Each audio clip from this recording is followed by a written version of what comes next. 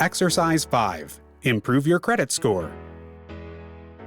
Your credit score is a huge asset in real estate investing, and it's crucial that you understand how to manage it correctly. The first item to look at is your payment history, as it makes up about 35% of your credit score.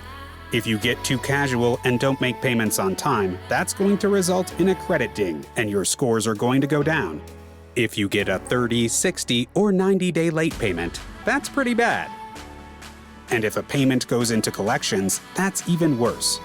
The first step to improving your score and using your credit effectively is to make sure you're making payments on time. The second step is to manage how much you owe, so that your amount owed is less than 30% of your available credit. This is called utilization. If I have a credit card with $10,000 as the maximum amount of credit, and I've used $5,000 of that line, then that's 50% utilization. If I use all $10,000 of it, then that's 100% utilization. This sends a couple of bad signals. First, that you can't manage your credit effectively. And second, that your personal cash situation is such that you're desperate for as much money as you can get. The credit rating companies are going to look at your credit mix in the credit history, as well as your new credit. These categories are all packaged together and result in your credit score. Next, I'm going to show you a free tool that you can use to manage your credit score. It's called CreditWise, and it's a free service from Capital One. A great feature of CreditWise is that it gives you a credit simulator. Just so you know, it gives you a score, but it's not your true FICO score. It's what's called a Vantage score, but it's going to give us a good indicator of your true FICO score. As we use the credit simulator, we can see how your credit decisions impact your credit score. For this example, let's suppose I need to draw down and spend some money.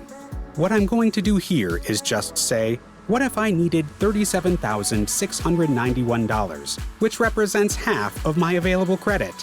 I'm going to simulate that and then take a look at my score.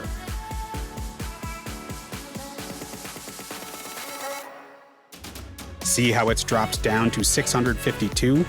Well, I liked my previous score of 800 a lot better. You want to have a credit score above 680, and it's even better to have a score of 700 or 720. That's getting me where I want to be. So let's reset this, and I'm going to go in, and let's suppose I still need that $35,000, but instead I'm going to do it in the form of a personal loan. So come down here and hit Simulate. What you're going to see is that I've really maintained my credit score. I'm still in the great range. It's gone down 26 points, but I got the $35,000.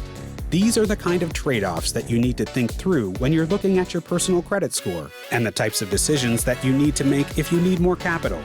It's great to have credit cards because I can make that expenditure, but I'm going to bring my score down more with credit cards than if I use a personal loan.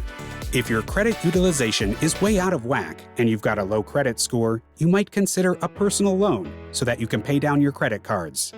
The important lesson here is to manage your credit score like the asset that it is. And by the way, one of the advantages of business credits is that many don't report to the personal credit bureaus. So you don't have to worry about utilization in your business negatively impacting your personal scores in the same way. Again, treat your credit score like an asset and keep moving forward.